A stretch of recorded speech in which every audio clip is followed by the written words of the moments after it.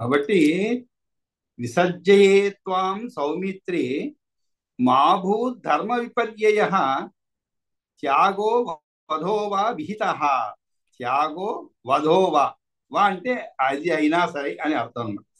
రెండూ కూడా సాధూనాంతు ఉభయం సమం. సత్పురుష దృష్టిలో త్యజించుటయు వధించుటయు రెండును కూడా సమానమైనటువంటిది అన్నమాట. కాబట్టి ఇటువంటి విషయంలో శ్రీరామచంద్ర నిండు సభలో లక్ష్మణుడితో విధంగా పలికాడనమాట. ఆ తరువాత రామేణ భాషితే వాక్యే బాష్ప వ్యాకులితేంద్రియ లక్ష్మణ త్వరితం ప్రాయాత్ స్వగృహం న వివేశ. ఎప్పుడైతే శ్రీరామచంద్రుడు ఈ విధంగా చెప్పాడో వెంటనే లక్ష్మణుని కనులు అశ్రుజల పూరితములయ్యిందన్నమాట. రామేణ భాషితే వాక్యే. శ్రీరామచంద్రుడు పై విధంగా పలకగానే పాపం లక్ష్మణుడికి బాష్ప వ్యాకులిత ఇంద్రియ అంటే అశ్రు జల పూరితములయ్యింది. అంతేకాదు చాలా వ్యాకుల పాటు కూడా లోనయ్యాడన్నమాట. వ్యాకులిత ఇంద్రియ. ఎందుకంటే ఎప్పుడు కూడా విడిచిపెట్టి ఉండలేదు శ్రీరామచంద్రుడు. అదేవిధంగా శ్రీరామచంద్రుడు కూడా లక్ష్మణ్ణి విడిచిపెట్టలేదు. అరణ్యవాసంలో కూడా ఇద్దరూ కలిసే ఉన్నారు. అటువంటిది ఇక శ్రీరామచంద్రుడు లక్ష్మణ్ణి నిన్ను నేను వదిలేస్తున్నాను అని చెప్తే మరి ఎంత బాధపడి ఉంటారో లక్ష్మణుడు. కాబట్టి ఆ బాధనంతా కూడా చెప్పేందుకోసమే రామేణ భాషితే వాక్యే బాష్ప వ్యాకులిత ఇంద్రియ. ఎవరు? లక్ష్మణుడు. ఏం చేశాడు? లక్ష్మణ త్వరితం ప్రాయాత్, వెంటనే సౌమిత్రి. ప్రాయాత్ అంటే ఒక ప్రదేశం నుండి వెళ్ళిపోవడం, అంటే ఏదైనా జరిగినప్పుడు సంఘటన అక్కడి నుంచి వెళ్ళిపోవడం అన్నమాట. మరి వెళ్ళిపోయి ఎక్కడికి పోయాడు ఆయన? స్వగృహం న వివేశ. స్వగృహం అంటే తన ఇంటికి పోలేదు ఆయన.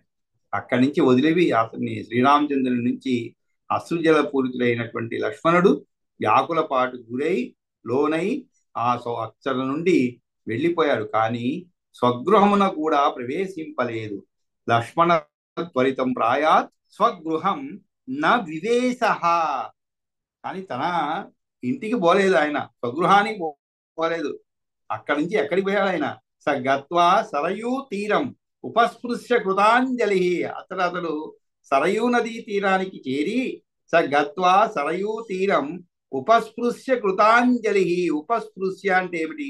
ఆచమించి అని అర్థం. నీటితో ఆచమించి అంజలి ఘటించి ఇంద్రియం నిగ్రహించుకొని నిగృహ్య సర్వశ్రోతాంసి నిశ్వాసం నముమోచ. నిశ్వాసం అంటే ఏమిటి? ప్రాణవాయువులను నిరోధించాడనమాట. ఎక్కడ? సరయూ నదీ తీరానికి చేరి ఆచమించి అంజలి ఘటించి ఇంద్రియములను నిగ్రహించుకొని ప్రాణవాయువులను నిరోధించను. నిగృహ్య సర్వశ్రోతాంసి నిశ్వాసం నా ముమోచ. నా ముమోచ అంటే వదిలిపెట్టలేదు. అంటే ఏమిటి? ఆ ఇంద్రియాలు నిగ్రహించుకొని అలాగే ప్రాణవాయువులను నిరోధించాడు. ప్రాణవాయువు నిరోధించడం అంటే ఏమిటండి? అంటే ఉచ్ఛ్వాస నిశ్వాసను ఎంతసేపు అని మనం నిరోధించగలుగుతాం? అలా కొంతసేపు, ఒక సెకండ్లో నిరోధించలేము అనమాట. చాలా ఎంతో ప్రాక్టీస్ చేసిన వాళ్ళైతే ఉచ్ఛ్వాస నిశ్వాసాల వాటిని అలా తన యొక్క అధీనంలో పెట్టుకోగలరు అనమాట. అది కూడా యోగా అవి ఇవి చేసిన వాళ్ళు. మామూలు మనుషులు ఎక్కువసేపు అలా ఉండలేదు. కానీ లక్ష్మణుడు అలా సరయూ నది తీరంలో ఉండిపోయి తేషాం.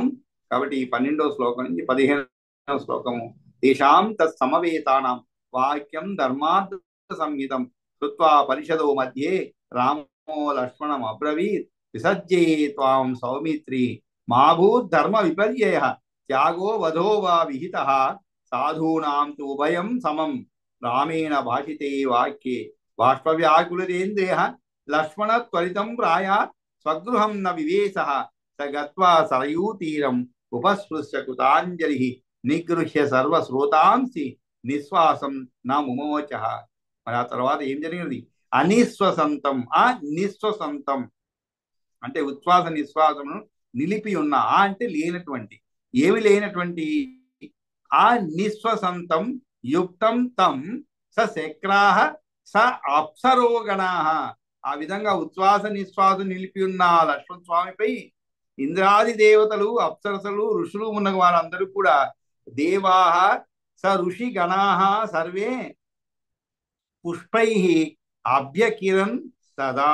పుష్పైః అంటే పుష్పములతో, అభ్యకిరణ్ అంటే వెదజల్లడం అని అర్థం. అంటే వాళ్ళందరూ కూడా ఆ పుష్పమును వర్షించారు ఎవరిపైన? ఆ విధముగా లక్ష్మణ స్వామిపై ఇంద్రాది దేవతలు, అప్సరసు, ఋషులు ఉన్న వారు అందరూ కూడా పుష్పమును వర్షించారు. ఆ తర్వాత అదృశ్యం సర్వమనుజై సశరీరం మహాబలం. అదృశ్యం సర్వమనుజై అంటే ఎవరికి కనబడకుండా అతడు వారందరికీ తన శరీరంతో పాటు లక్ష్మణుడు అతడున్న వారందరికీ అదృశ్యుడు అయ్యాడు. ఎవరు? ప్రగృహ్య లక్ష్మణం చక్ర త్రిదివం సంవివేశ. అటువంటి లక్ష్మణుని తీసుకొని ఎవరు? ఇంద్రుడు త్రిదివం సంవివేశ, వారందరికీ అదృశ్యుడయ్యాడు లక్ష్మణుడు. వెంటనే ఇంద్రుడు ఆయన స్వర్గమునకు తీసుకొని వెళ్ళాడు. ఎవరిని? లక్ష్మణుని తీసుకుని వెళ్ళి అప్పుడు తతో విష్ణోహ చతుర్భాగం.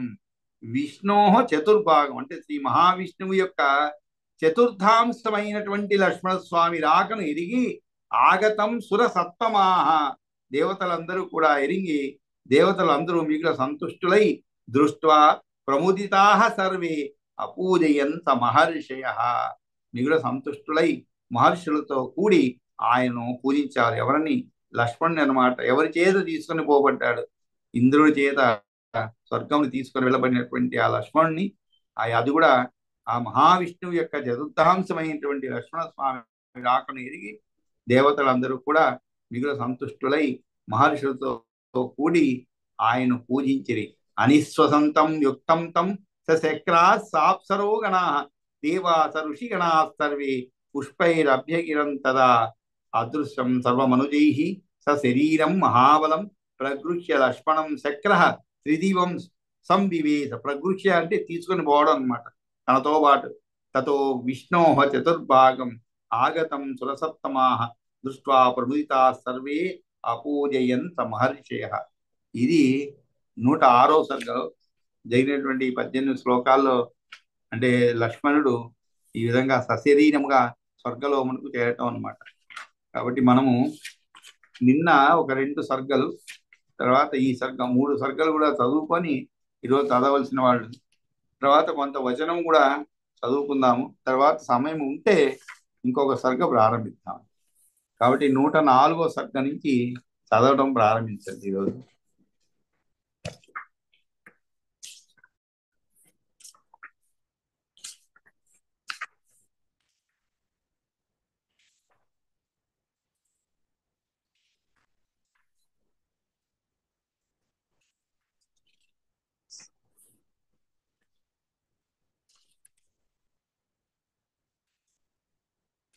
సామ్రాజ్యలక్ష్మి మీరు చదువుతారా? వెంకటరమణ గారు రాలేదు. లేదు, ఇంకో సర్గ ప్రారంభించేదా? ఎవరు లేదంటే చదవడానికి. ఉన్నారండి. ఎవరు? చదవండి. లక్ష్మీకాంతం గారి పేరు రాశాను, వాళ్ళు రాలేదు. సరే, ఎవరో ఒకరు చదవండి. హలో సామ్రాజ్యలక్ష్మి గారు చదువుతారేమో అడుగుతాను. హలో అమ్మా ఏమ్మా ఏంటి?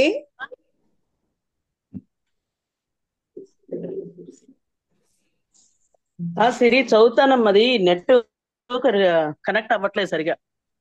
చదువుతా వచ్చింది. ఓకే, 104వ సర్గ చదువుతాను. 104వ సర్గ నుంచి అవునండి, దాసం గురువు గారు. అది నెట్ ఒకసారి పోయి వచ్చి అట్లా వస్తుంది, అందుకని ఇప్పుడు ఆగిపోయింది, మళ్ళీ ఇప్పుడు వచ్చింది. శృణు రాజన్ మహస్తత్వ యథార్థం అహమాగతః పితామహేన దేవేన ప్రేషితో అస్మి మహాబల తవాహం పూర్వ సద్భావే పుత్రః పురంజయ మయా సంభావితో వీర కాలః సర్వసమాపహరః పితామహశ్చ భగవాన్ ఆహ లోకపతిః ప్రభుః సమయస్తే కృతః సౌమ్య లోకాన్ సంపరిరక్షితుం సంక్షిప్య హి పురా లోకాన్ మాయయా స్వయమేవహి సంక్షిప్య హి పురా లోకాన్ మాయయా స్వయమేవహి మహార్ణవే శయనో అప్సు మాం త్వం పూర్వం అజీజనః భోగవంతం తతో నాగం అనంతం ఉదకేశయం మయయా మాయయా జనయిత్వాన్ త్వం ద్వౌ చ సత్యౌ మహాబలౌ మధుం చ కైటభం చైవ యయోరస్థిత యైర్వృతా ఇయం పర్వత సంబాధా మేదినీం చ అభవన్మహీ మహీ పద్మే దివ్యే ఆర్క సంకాసే నాభ్యాం ఉత్పాద్య మామపి ప్రాజాపత్యం త్వయా కర్మ మయి సర్వం నివేశితం సో అహం సన్యత్య యస్తభారోహి త్వాం ఉపాసే జగత్పతిం సో అహం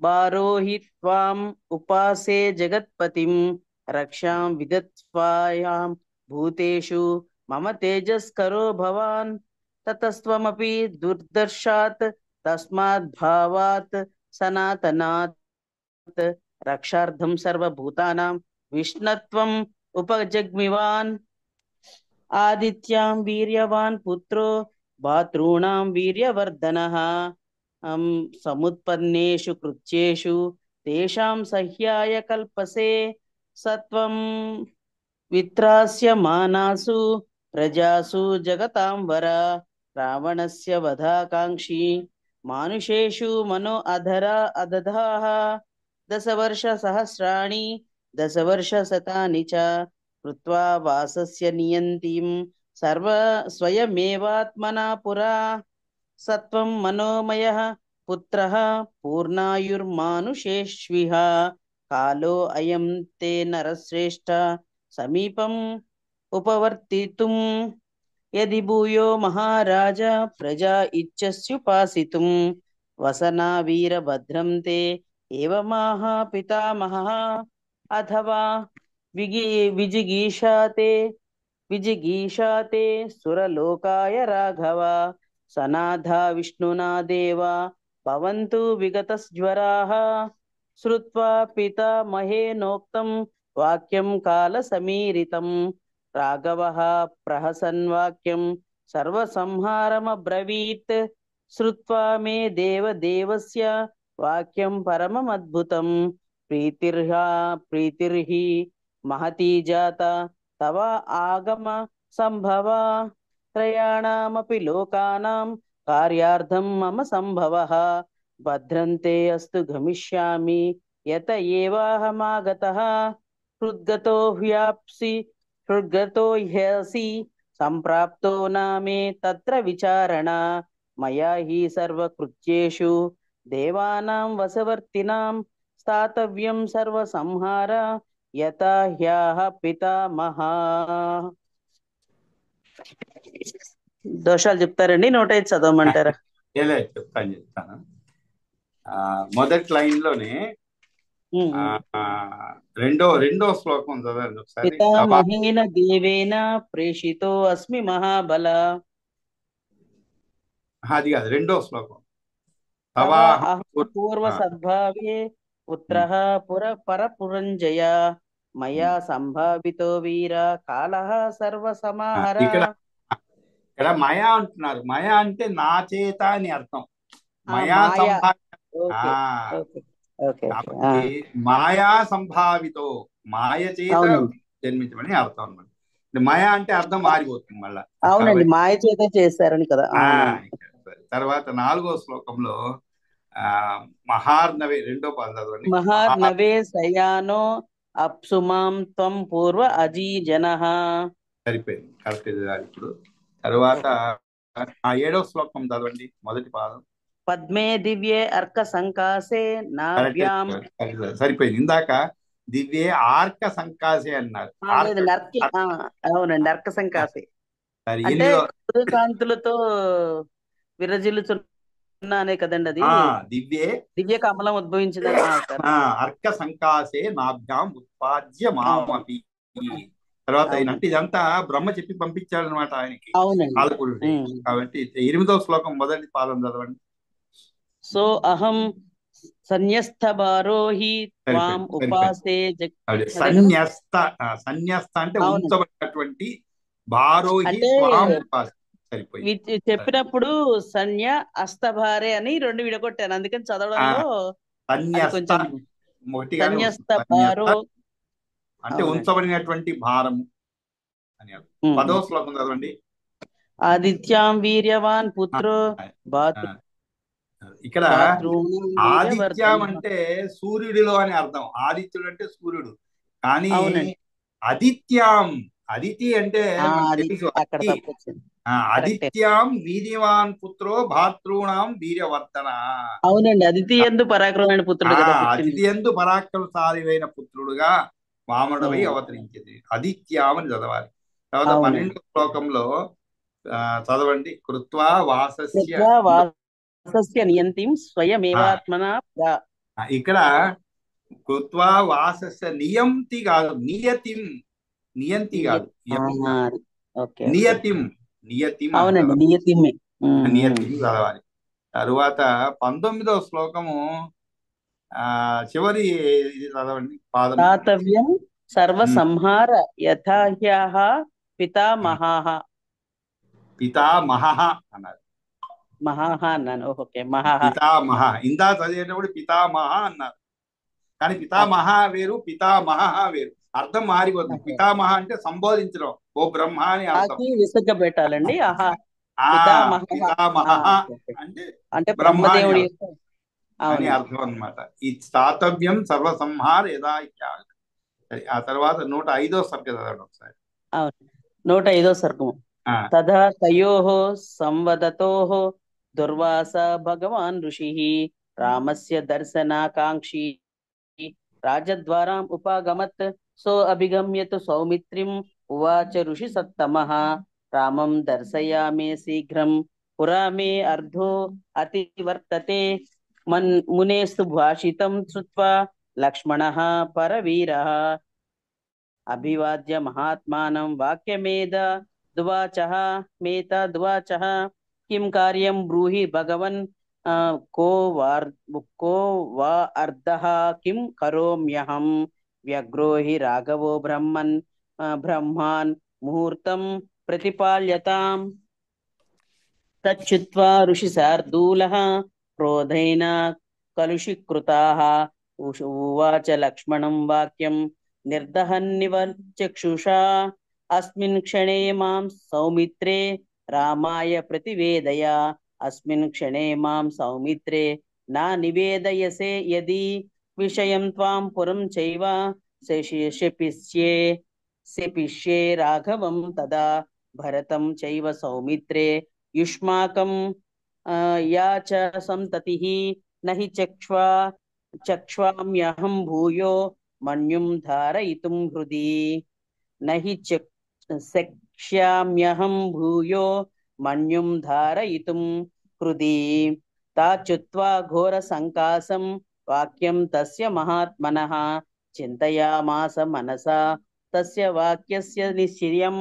ఏకస్య మరణం మే అస్తు మా భూత్ సర్వ వినాశనం ఇతి బుద్ధ్యా వినిశ్చిత్య రాఘవాయ న్యవేదయత్. లక్ష్మణస్య వచః శ్రుత్వా రామః కాలం నిసృత్య త్వరితం రాజా అత్రేః పుత్రం దదర్శః.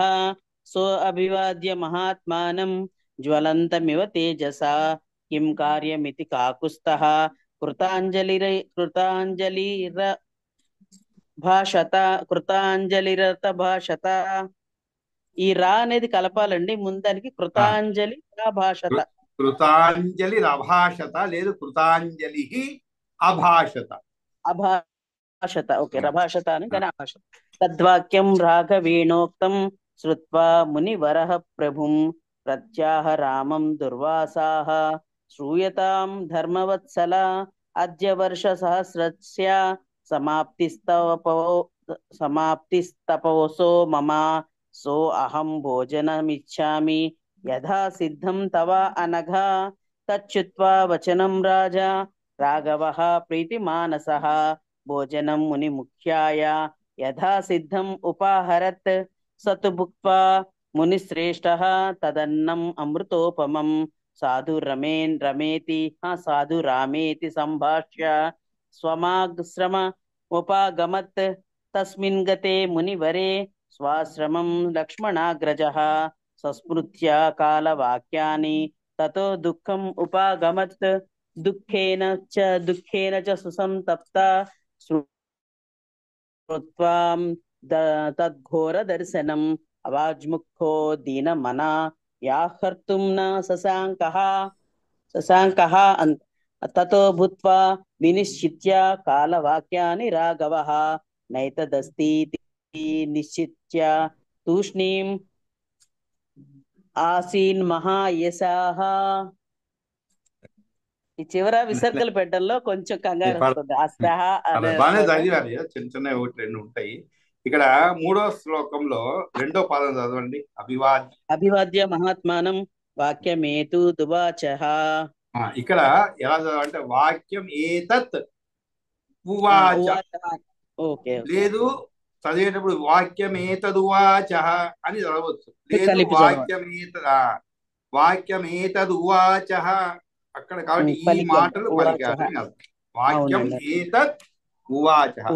తర్వాత 5వ శ్లోకం చదవండి.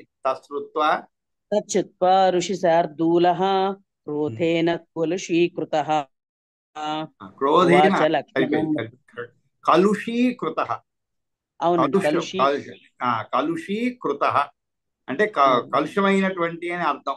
తత్శ్రుత్వా ఋషార్దూల క్రోధేన కలుషీకృతః అని చదవాలి. తర్వాత 7వ శ్లోకము 1వ పాదం చదవండి. విషయం త్వాం పురం చైవ శపిష్యే రాఘవం తథా. రాఘవం తథా అన్నది, తథా అనదు. తథా చుక్క ఉంటుంది అనమాట, అర్థం మారిపోతుంది. తథా అని తర్వాత సరే 3వ పాదం కరెక్ట్, మీరే కరెక్ట్ చేసుకున్నారు. నహి సత్యాం ముందు సత్యాం అన్నారు, తర్వాత సత్యామ్యహం భూయోని మీరే కరెక్ట్ చేసుకొని కరెక్ట్ గా చదివారు. తర్వాత 17వ శ్లోకం చదవండి, 2వ పాదం. అవాజ్ముఖో దీన మమ్నా యాహర్తుం నా శశాకః. ఇందాక శశాంకుడు అన్నారు. శశాంక్ అంటే సున్నా పెట్టారండి. శశాంకః శశాక అంటే చేయలేకపోయాడు అని అర్థం. నా శశాక సరిపోయింది. ఇవే చిన్న చిన్నవి, అందుకని మళ్ళా 2వసారి చదవమన్నప్పుడు మీరు కరెక్ట్ చదివేస్తారు. అవునండి, అర్థం అవుతుంది. అవును, 106వ సర్గ ప్రారంభించండి. 106వ సర్గ. అవాజ్ముఖ మధోదీనం దృష్ట్వా సోమమిహ ప్లుతం. అంటే ఇక్కడ మివ ఆప్లుతం అని చదవాలండి. ఇక్కడ సోమమివ ఆప్లుతం, దీన్ని మామూలు కలిపినప్పుడు అప్లుతం అని అంటారు. సోమమివ ప్లుతం అని చదవచ్చు. లేదు సోమమివ ప్లుతం, ఇవ అంటే వలె అని అర్థం. సోమం ఇవ అంటే చంద్రుని వలె అని అర్థం అన్నమాట. కలిపి చదివినప్పుడు సోమమివ ప్లుతం అంటే సరిపోతుంది. అవాజ్ముఖ మధోదీనం దృష్ట్వా సోమమివ ప్లుతం రాఘవం లక్ష్మణో వాక్యం పృష్టో మధురమబ్రవీత్ నా సంతాపం మహాబాహో మదర్థం కర్తుమర్హసి పూర్వ నిర్మాణ బద్ధాం హి కాలస్య గతిరీదృశి జహిమాం సౌమ్య విశ్రబ్ధం ప్రతిజ్ఞాం పరిపాలయ హీన ప్రతిజ్ఞాః కాకుస్త ప్రయాంతి నరకం నరాః యది ప్రీతిర్మహారాజా యజ్ఞానుగ్రహ్యతా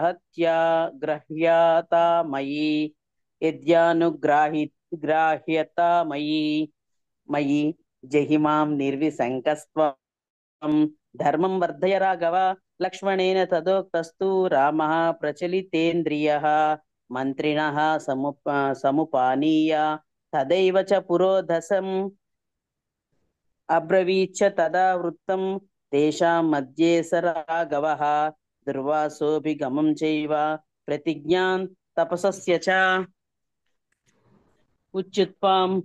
ఉచ్యుత్వాం మంత్రిణః సర్వే సోపాధ్యాయాః సమాసతా వసిష్ఠస్తు మహాతేజ వాక్యమేత వాక్యమేవ దువాచః దృష్టమేతన్మహాబాహో క్షయంతే రోమహర్షణం లక్ష్మణేన వియోగస్య తవ రామ మహాయసః త్యజైనం బలవాన్ కాలో మా ప్రతిజ్ఞాం క్రుద్ధా కృతాః వినష్టాయాం ప్రతిజ్ఞాయాం ధర్మో అపి చ లయం వ్రజేత్ తతో ధర్మే వినష్టేతు త్రైలోక్యం సచరాచరం సా దేహర్షి గణం సర్వం వినశ్యేత్తు న సంశయః సత్వం పురుష శార్దూల త్రైలోక్యస్యాభిర్పాలనాత్ లక్ష్మణేన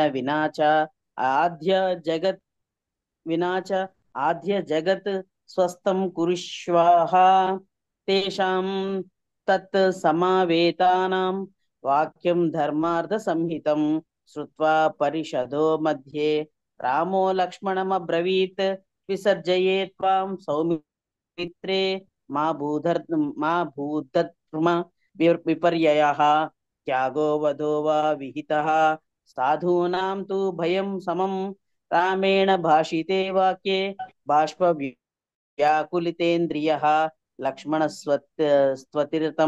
స్త్వరితం ప్రాయాత్ స్వగృహం న వివేశః సా గత్వా సరయూతీరం ఉపసృజ్య కృతాంజలిః నిగృహ్య సర్వశ్రోతాంసి నిశ్వాసం న మమోచః అనిశ్వసంతం యుక్తం తం సశక్రాః సా అప్సరో గణాః దేవాః సర్షిగణాః సర్వే పుష్పరభ్య కిరంస్తథా అదృశ్యం సర్వమనుజైః సా శరీరం మహాబలం ప్రగృహ్య లక్ష్మణం శక్రః త్రిదివం సంవేశః తతో విష్ణోః చతుర్భాగం ఆగతం సురసత్తమాః దృష్ట్వా ప్రముదితాః సర్వే అపూజయన్ సమహర్షయః. ఇక్కడ 4వ శ్లోకము మొదటి శ్లోకం చదవండి ఒకసారి. మొదటి శ్లోకం అవాగ్ముఖ మధో దీనం అవాన్ ముఖ అని చదవాలి. అవాన్ ముఖ అధో దీనం అంటే కింద చూడడం. అధ అంటే కింద అని అర్థం. అవాన్ ముఖం అధో దీనం దృష్ట్వా అని అర్థం. తర్వాత 4వ శ్లోకం మొదటి పాదం చదవండి. యది మహారాజా యజ్ఞానుగ్రాహ్యతామయీ.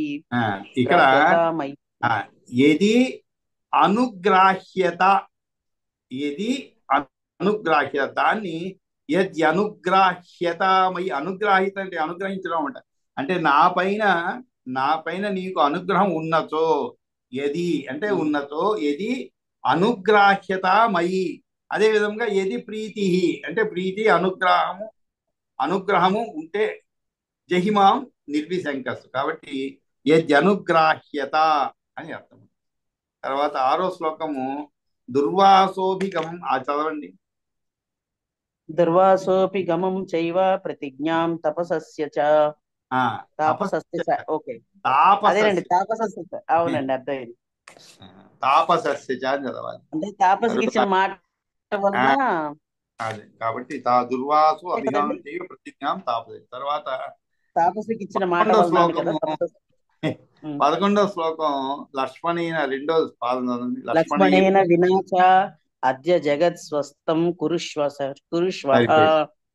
ఇందాక ఆద్య అన్నారు. ఆద్య అంటే మొదలు, అద్య అంటే ఇప్పుడు. తేడా వచ్చేసింది ఇప్పుడు. కాదు అద్య. తర్వాత 15వ శ్లోకం చదవండి. 15th. నిగృహ్య శ్రోతాంసి నిశ్వాసం నా మమోచః. మమోచ కాదు, ముమోచ. ఓకే, మూ ఉండాలి అక్కడ, మా కాదు. ముమోచ అంటే ఇవి నా ముమోచ అంటే వదిలిపెట్టలేదు అని అర్థం అనమాట. నిగృహ్య సర్వశ్రోతాంసి నిశ్వాసం నా ముమోచ అంటే ప్రాణవాయు నిరోధించి ఆయన ఉచ్ఛ్వాస నిశ్వాసం నిలిపేశాడు అన్నమాట.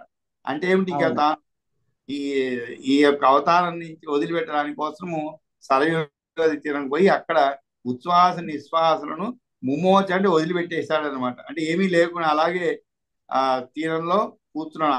అంజలి కట్టించి ఇంద్రియాన్ని నిగ్రహించుకొని ప్రాణవాయువు నిరోధించాడు. అది నిశ్వాసం నా ముమ్మోచ. ముమ్మోచ అంటే అది వదిలిపెట్టడం అని విన్నప్పుడే అర్థం. కొంచెం కష్టం నిశ్వాసం అనిపించిందండి. అది విన్నప్పుడే కొంచెం కష్టం అనిపించింది అంతే. అదే కాబట్టి ఆ విధముగా లక్ష్మణుడు స్వర్గానికి వెళ్ళిపోయాడు. సరే మనము ఆ వచనము చదువుకుందాం. వచనం చాలా వెనకనే ఉన్నాం. 98వ సర్గంలో ఉన్నాం మనం. వచనం 13వ తేదీ తర్వాత వచనం చదవలేదు కాబట్టి జానకీదేవి రసాతలం ప్రవేశించడానికి నుంచి చదవండి ఒకసారి. 98వ సర్గం నుంచి ప్రారంభించాలి.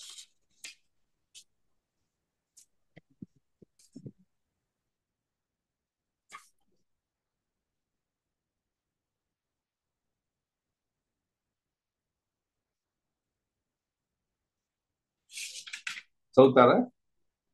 98వ సర్గం.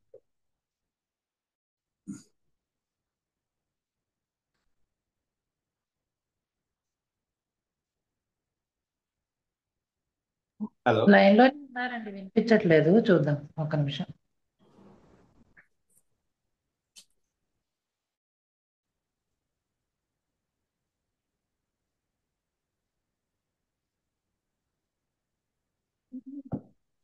గురువు గారు వినబడుతుందండి?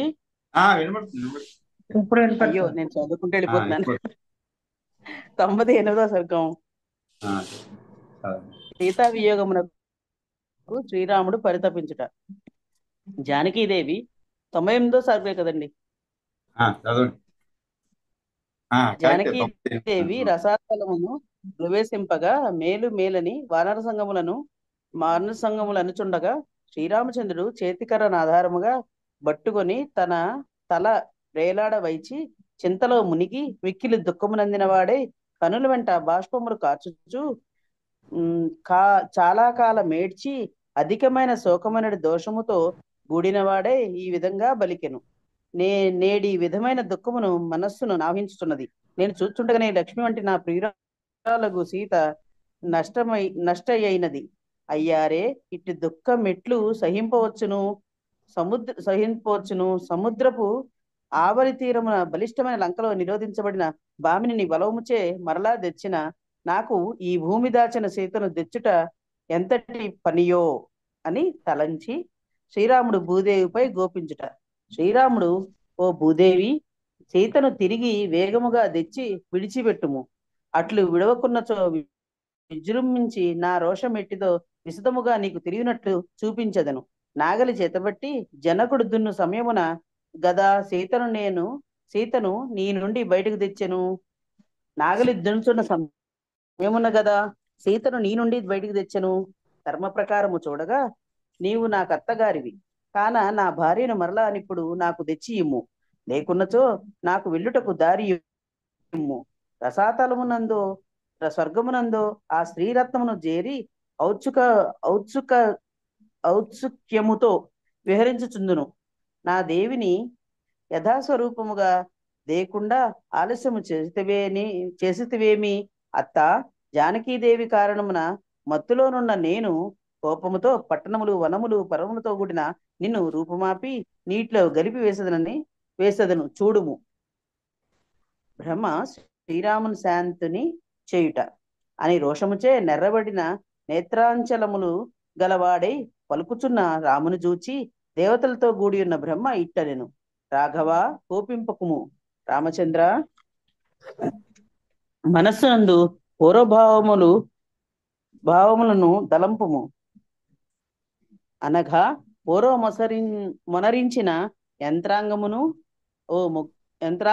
అంటే అవతారమిత్రులకు పూర్వము చేసిన ఆలోచన. ఓ ముగ్ధ సరోజ విశాల లోచన.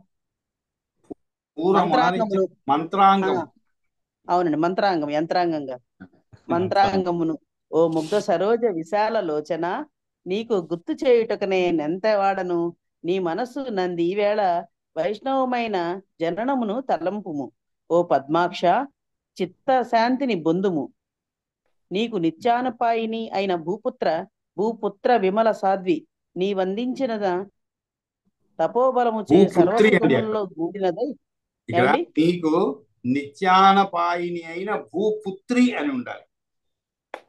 కదా, అదే చూస్తానండి. భూపుత్ర ఏంటని ఆలోచిస్తాను. భూపుత్రి తప్పుపడింది ప్రింటింగ్. భూపుత్రి విమల సాధ్వి నీ వందించిన తపోబలముచే సర్వ దుఃఖములతో కూడినదై నాగలోకమున నొప్పుచున్నది.